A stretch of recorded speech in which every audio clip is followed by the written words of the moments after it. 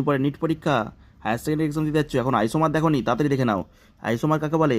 যে coordination compound দেখো third ব্র্যাকেটের মধ্যে লেখা হয়, যেখানে এটা সেন্ট্রাল মেটাল অ্যাটম, এগুলোকে যেগুলো আমাদের ব্র্যাকেটের মধ্যে থাকে তাদেরকে বলা হচ্ছে লাইগ্যান্ড। এবার এই মেটাল লাইগ্যান্ড, এবার এখানে যদি হাতি থাকে ঘোড়া থাকে, এখানে হাতি থাকবে ঘোড়া থাকবে, এই হাতি ঘোড়া দিয়ে তৈরি হবে। দেখো এটা যদি হাতি ধরি, এটা ঘোড়া, এটা বাঘ, তাহলে হাতি ঘোড়া বাঘ দিয়েই তৈরি। আর একটা কিছু নিয়ে নাও, ঠিক আছে, গন্ডার, তাহলে চারটে পশু দিয়েই তৈরি এরা, ঠিক আছে। এটা এক্সাম্পল দিলাম, অন্য কিছু মনে করো না, এইভাবেই তৈরি। তাহলে কোঅর্ডিনেশন কম্পাউন্ড শুধু, তাহলে আইসোমার কেন বললাম? সেম কম্পাউন্ড, কিন্তু লাইগ্যান্ড তো বাবা এক্সচেঞ্জ হয়ে গেছে। কোবাল্টের যে লাইগ্যান্ড ছিল সে চলে গেছে ক্রোমিয়ামের কাছে, মানে NH3 চলে গেছে ক্রোমিয়ামের কাছে। আবার ক্রোমিয়ামের যে লাইগ্যান্ড ছিল সেও চলে গেছে কোবাল্টের কাছে। বাবা বুঝতে পেরেছো? দিনের শেষে কিন্তু একটা তো চেঞ্জ থাকবেই, তবেই তো আইসোমার বলবো। এটাকে বলা হচ্ছে কোঅর্ডিনেশন আইসোমার। মানে কি স্যার? লাইগ্যান্ডের এক্সচেঞ্জ হয়েছে, থার্ড ব্র্যাকেটের টার্মটা পাল্টে গেছে। লাইগ্যান্ডের এক্সচেঞ্জ হয়েছে, থার্ড ব্র্যাকেটের কোয়ান্টিটি টার্মটা পাল্টে গেছে। এটা হচ্ছে মেন কনসেপ্ট, পরীক্ষকের মাথায় ঢুকিয়ে দিয়ে চলে আসবে।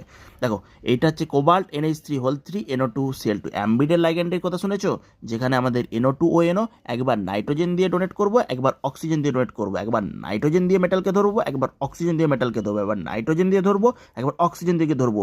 দুটো ডিফারেন্টভাবে ধরবো, কিন্তু আমরা একই দিনের শেষে। তাকে বলবো লিঙ্কেজ আইসোমার।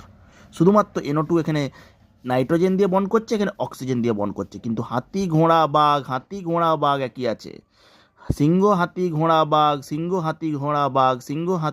বাঘ একই আছে। এটাকে বলা হচ্ছে লিঙ্কেজ আইসোমার। মনে রাখবে, বন্ধন বাংলায়, আর এটাকে বলা হচ্ছে স্ববর্গীয়। আর এখানে আয়োনাইজেশনের পার্থক্য, এখানে আমাদের ওয়াটার মলিকুলের পার্থক্য, তাকে বলবো হাইড্রেট আইসোমার। এটা তোমরা একটু নিজেরা দেখো। এই যে আমাদের এখানে ক্যাটায়নটা দেখো আলাদা আলাদা, NH3 5SO4, এখানে NH3 বিআর, SO4 এর জায়গায় বিআরটাকে ঢুকালাম, SO4কে বাইরে বার করলাম, বিআরকে ঢুকালাম, SO4কে বাইরে বার করলাম। কেন বার করলাম? কারণ দুটো ভিন্ন ভিন্ন তো আমাকে ক্যাটায়ন অ্যানায়ন চাই, যেটাকে বলবো আয়োনাইজেশন। এটাকে আয়োনাইজেশন করলে এই ক্যাটায়নটা উৎপন্ন হবে, এটাকে আয়োনাইজেশন করলে এই ক্যাটায়নটা উৎপন্ন হবে। এই থার্ড ব্র্যাকেটে দেখো এই ক্যাটায়নটা আলাদা আলাদা। আর এখানে আমি যত ওয়াটার মলিকুলকে বাইরে বার করতে করতে যাব, তত আমাদের কালারের চেঞ্জ হতে থাকবে ড্রাস্টিক্যালি। তাকে কি বলবো? ওয়াটার মলিকুল বা আয়োনাইজেশন, যে Cl3Cl2Cl, এই যে আমাদের কম্পাউন্ডটা চেঞ্জ হবে, যার জন্য আমাদের কালার শো করে কালার হুইল থেকে, তাকে বলবো হাইড্রেট আইসোমার।